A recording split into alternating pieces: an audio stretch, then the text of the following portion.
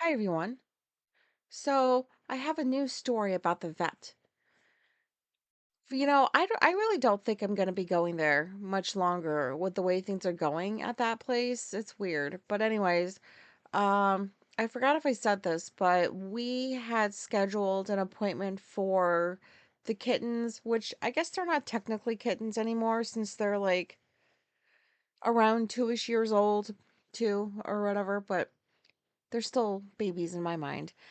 And when I was scheduling an appointment, so I think this was when um I went to go get yeah, it was when I went to go pick Xena up from her mini dental surgery. And I was like, okay, I'm ready to schedule the next cat. And I was gonna pick like Phil, I think, because we've had him longer than Apollo. And it was time for his checkup. And old Sally, the technician, I know her name now, but I don't know if I should say it. And I remembered it finally after all these years. But anyways, so Sally's like, "Why don't you just bring them both?" I'm like, "You want Phil and Apollo to come at the same time?" So I've never done that before where you can take two animals at once.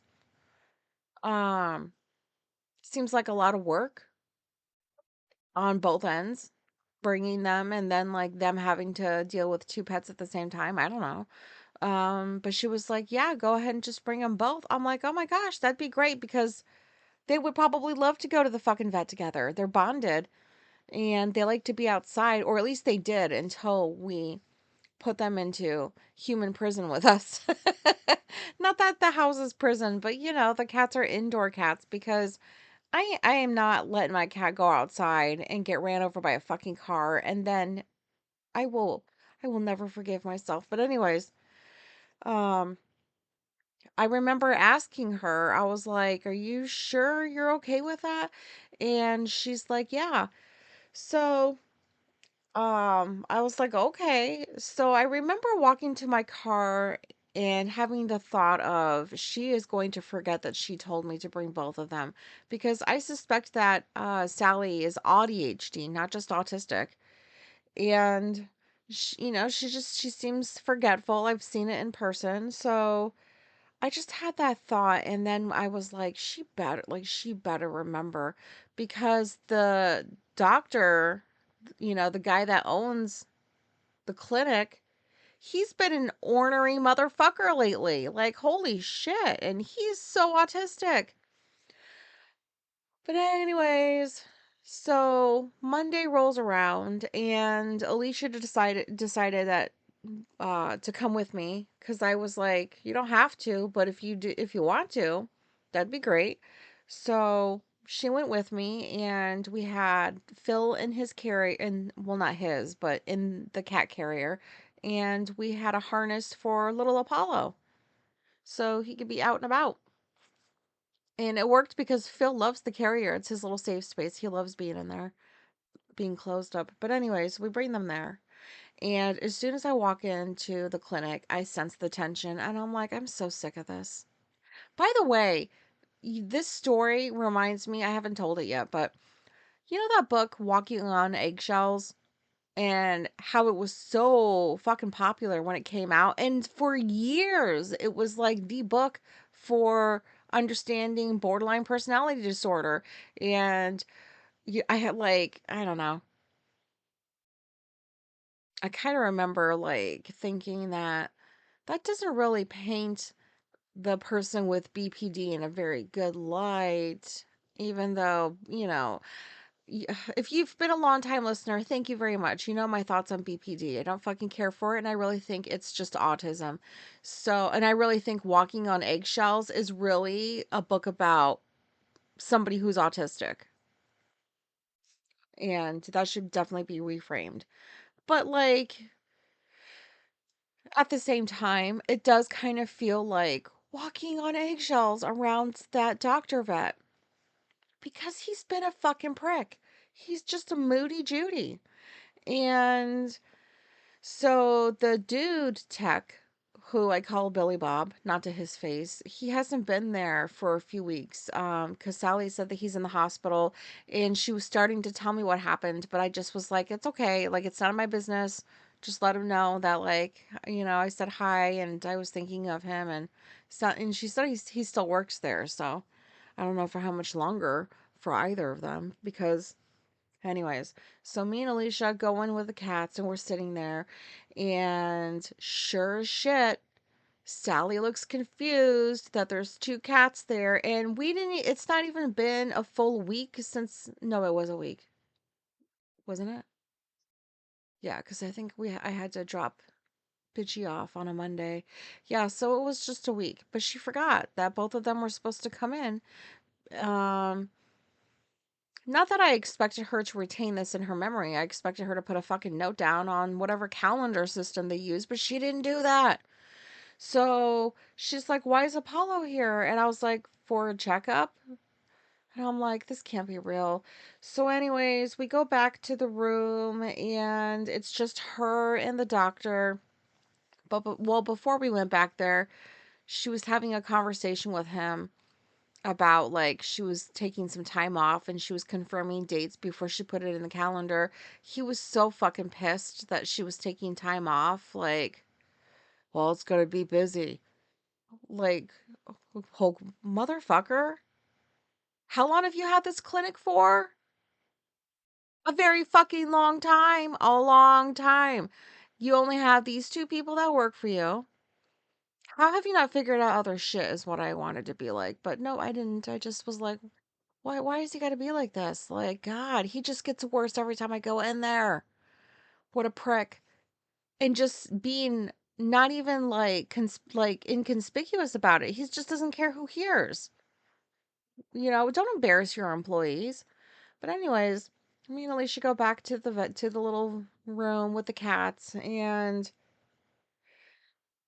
he comes back there with her, and something had happened out of our we didn't I don't know what happened, but she was crying and she was trying to hide it from him. So she was doing like one of the silent crying where she was wiping away the tears, using her hair to hide her face and turning away from him, why she proceeds to like um because Phil was first up for his like his shots and stuff like that. But anyways,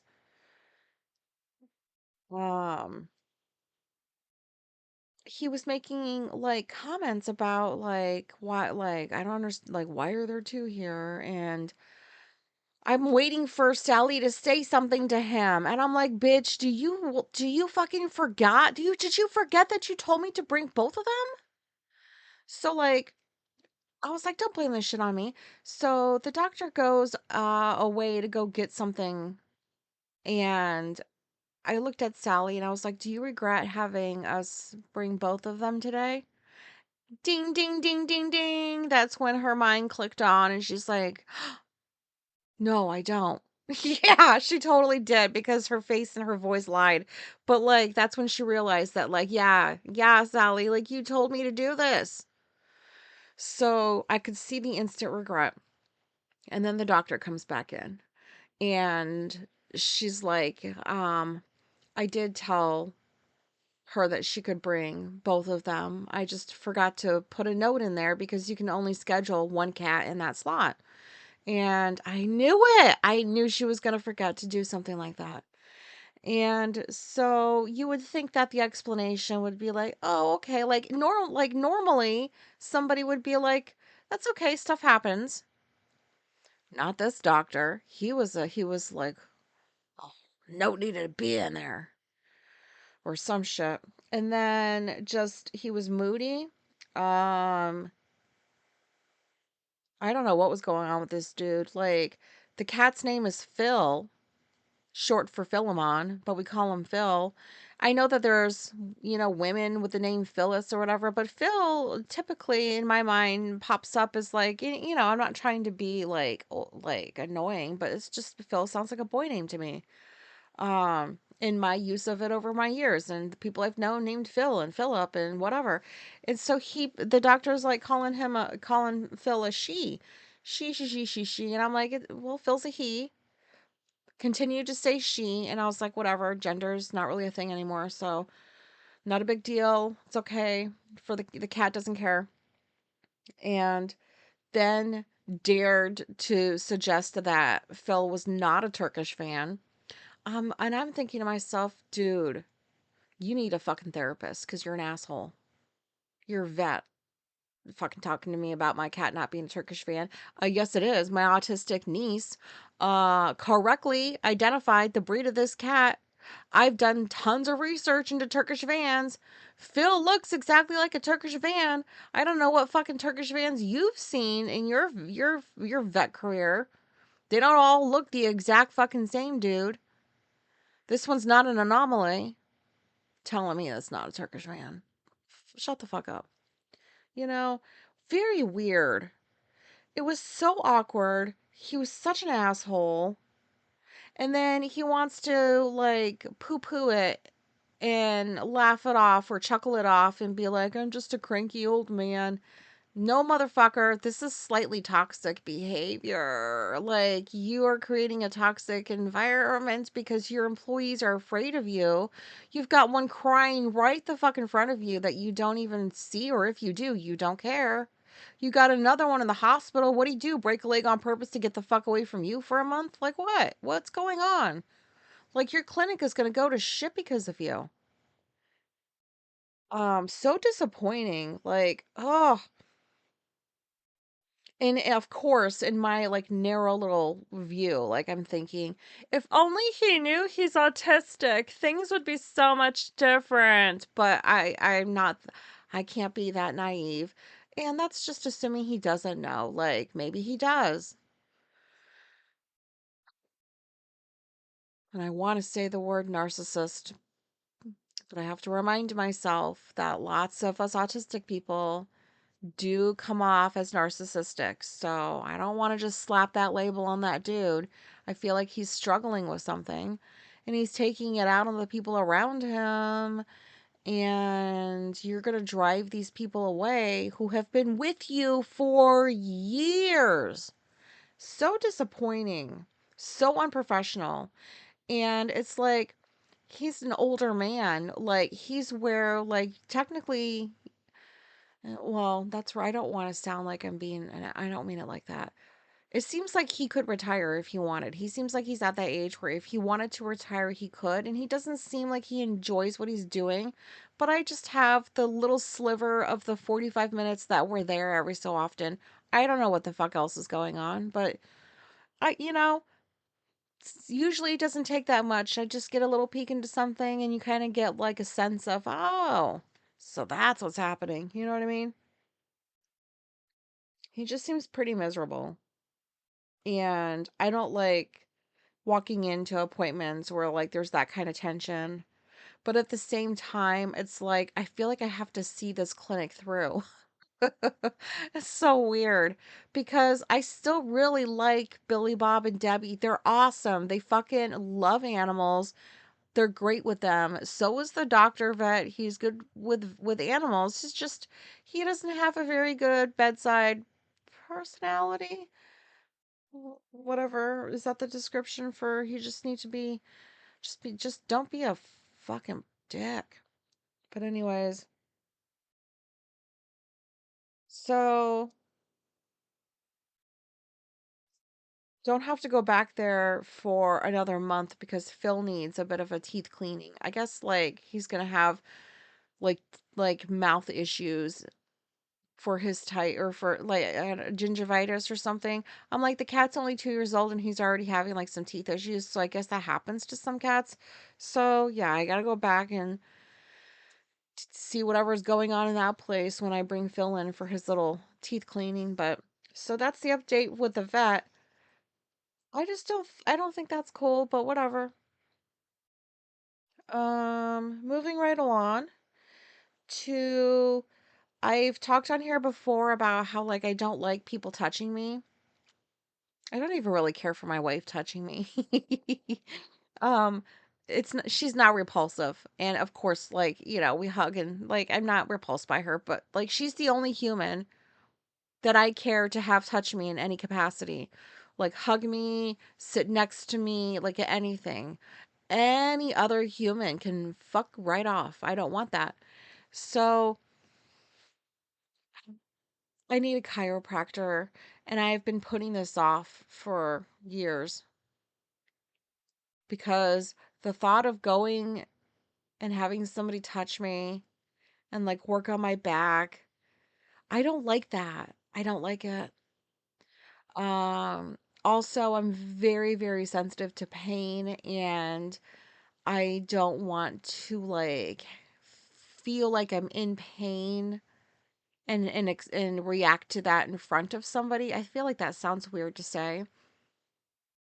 Um, because I feel like throughout my life there's been times where like I've been in pain and I've been at doctor's offices and they just like ignore me or minimize how I'm feeling or make me sound like I'm a hypochondriac because of like, well, this is the level of pain I'm in.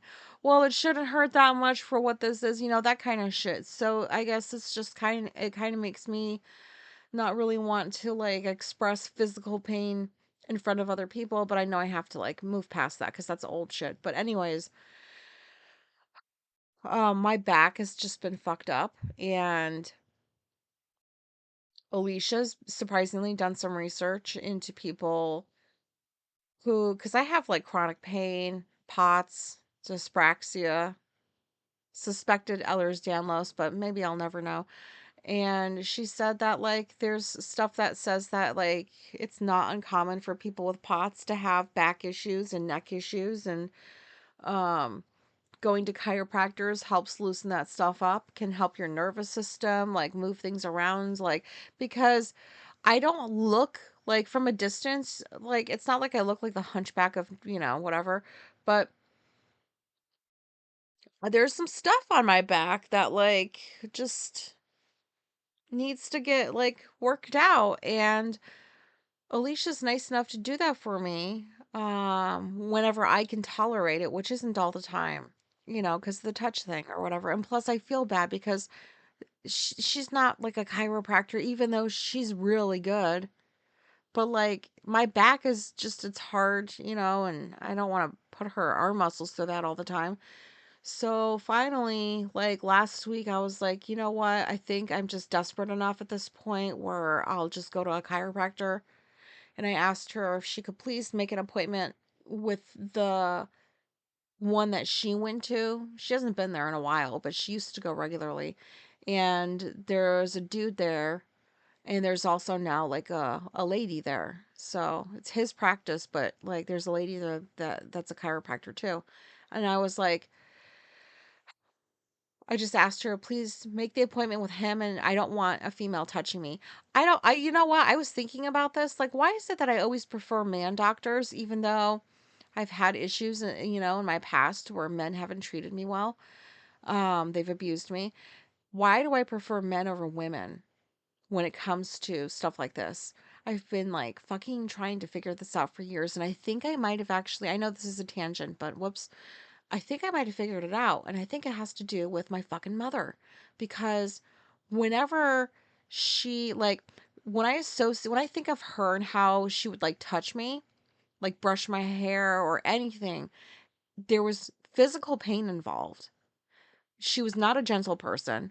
Like, easiest example I can give is when I had hair that went past my ass. Like, I had Alanis Morissette hair until I was, oh, I don't know, 12. It was so long, and she loved my long hair, but like I didn't, because every morning, like she insisted, she was very controlling too.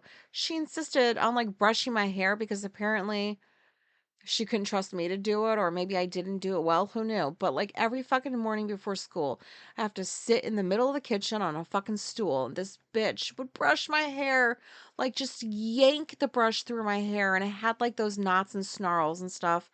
Um, so much pain all the time. There were times where she would braid it so that like it could come out like a bit of a perm. I grew up in the 80s and 90s. So it was like a cheap way of looking like you had a cheap perm or something for like a school photo. She'd braid all these little braids in my hair. I'd have to go to bed and I couldn't sleep because my head hurt from how tightly she braided my fucking hair. So I'd always associated like my long hair with like just pain. And I would cry. I would say that hurts. She was a fucking bitch about it. Oh my God. She didn't care. She'd be like, shut up. It doesn't hurt that much. Stop moving. It wouldn't hurt. Like, just a bitch. I think I figured it out. That's why I don't think I want women touching me like that. Because I think it's just because of her. Not to mention, like, she was also physically abusive. So obviously that's a huge part of it too. But like just doing basic things. Like one time I was riding my bike and I guess I forgot how to use the brakes. I ran right into a wire fence and my knee like banged into where there was like a sharp part of the wire fence like that wasn't connected to, it was just like lucky I didn't get diseased or something, but that cut into my knee and I still have the scar and I remember bleeding profusely and oh my God. And just when I got home, she was not at all like gentle. Just dumping peroxide on me, scrubbing the shit out of that knee. It was the worst. So, yeah, I think I just figured that out then. Thanks a lot, you fucking bitch. But anyways, so this is why I prefer men. Um, like when I've gone to professional appointments, usually I don't have too many issues with like dudes. There was this one time where I had this like thing growing through my toe. It was like I don't know, a benign tumor, but it was fucking growing and it was pushing up through my big toenail. This was years ago. And I was like, nobody knew what the fuck this was. So I go to this doctor, and this was the only that I can recall currently, like really terrible experience I had with a man doctor, where his idea was to just take the fucking toenail off. I had no numbing, nothing really. Like, this was all pain. I had nothing to numb the pain. And, like, oh, it was like a chisel. I think I've talked about this in a prior episode. It doesn't bring up good memories, but it was so painful. My parents were there. I was screaming so loudly that, like, I think it was my dad that, like, had to go leave the room to go vomit. It was either him or her because they couldn't stomach what was happening in that room. There was just blood and screaming on my part. Like, what the fuck was that doctor thinking, trying to diagnose my toe that way? Ah, what the fuck? This was like, I was in my 20s, so I didn't know any better. But, anyways, so that was like not a good experience. But any other one that I've had with like a man doctor has been very pleasant. They don't talk very much. Um, they write down notes when I say things. They don't hurt me when they're like examining. So I don't know. I'm still gonna continue seeking out dudes, um, wherever possible because it's just what makes me feel better. So, but anyways, so my first appointment with this chiropractor doctor is at the end of the month, and I'll let you know how it goes. Alicia blocked out some time. She's like, "I'll go with you." She was gonna leave work to go with me, but the chiropractor is literally like right next door to the vet that we take the cats to. So the hard part of like, where is it is already done and I can just deal with it myself. But I'll tell you, it better be with him and not her. So I guess we'll see what happens and I'll let you know. And then finally, I did my first YouTube video yesterday. What the fuck? So I've been still going on my walks slash hikes just about on a daily basis. The All Trails app says that I've accumulated um over 60 miles of hiking since I've been starting this. Actually, I think that might not be quite as accurate because I got a new phone a couple of weeks ago And for some reason, it didn't like carry some of the info from the All Trails app that I had on the other phone. It was weird. So, like, it's missing like a week of info, but I've done a lot of fucking hiking. So, it was Alicia, my wife's idea to do videos and just call them POTS walks. Yeah, because like I got POTS and I can't believe that I can go and do all of this stuff um and not pass out or have any of the POTS symptoms really like hamper me really too much. So I was out yesterday. I did this new section of the Erie Canalway that I know that I've never done before, and I'm getting deeper into it. So like this section is like away from traffic and people, so I didn't run into anybody for like miles. It was nice. And I thought to myself, "Oh, why don't I record a video and just see what that's like?" Because um what if there's people out there who have POTS and they also think that like in order to manage their symptoms, you have to be pretty sedentary. Which I don't think is true. I'm not a doctor, but like I don't think that's necessarily true. So like I don't know, maybe somebody who has POTS can see like from one person's experience, like it could be possible to go and try to do different things that maybe you thought you couldn't do because of your POTS. So I'm just gonna do short little videos when I go on these walks, and I figured out how to upload it to YouTube. And um there's stuff I have to like learn about this process, like camera stuff. And oh, hold on. Well, mouth sounds. Sorry about that. But anyways, I had a lot of anxiety doing it. I think I have anxiety talking about it. And then I surprised my wife because once I figured out how to get it onto YouTube, which if anybody, there's like a handful of people that listen to my podcast on YouTube, which is like the only reason I have that channel is for those people. So thank you if any of those people are listening to this episode currently. And I also created a playlist called Pots Walks. It's where I'm going to just put up short little videos that I take when I go on my walks. And right now I'm just going to focus mostly on pots. But down the road, that might change and I might talk about other things. But so when I showed Alicia, it was weird because I was like watching myself on TV. Because that's how I watch my YouTube stuff when I watch my other people, like the independent media stuff. I watch it on the TV. Um, and it was weird. And I was like, oh my God, look at my age spots. And then I was like, I don't even care. Oh, look at my mustache and all my face. I don't even care. Weird because it wasn't that long ago where when I had a traditional job, I would never go to work without foundation on. I wouldn't, I didn't wear eyeshadow or eyeliner or any of that other shit. The only makeup I ever used at work was foundation because I wanted to hide my blemishes, my age spots, my whatever. And it was just like hugely embarrassing to me. I think back to that and I'm like, wow, that's what I was fucking worried about because I don't give a fuck anymore what my face looks like. Or that like I put myself out there on YouTube where people might accidentally find me that I don't want to, and I guess I'm just okay with that now, which that's weird to discover because when I first did this podcast, I was very much like nobody will ever know who I am. You'll never know what I look like because I didn't want my ex-family to like find me and like harass me or who knows, I don't know.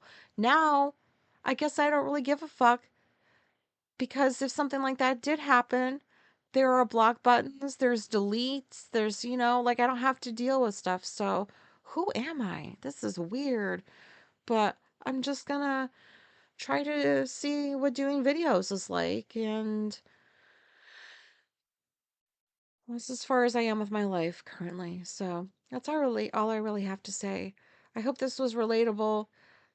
I always hope that this whatever I said is relatable. I gotta stop now because do you hear my mouth?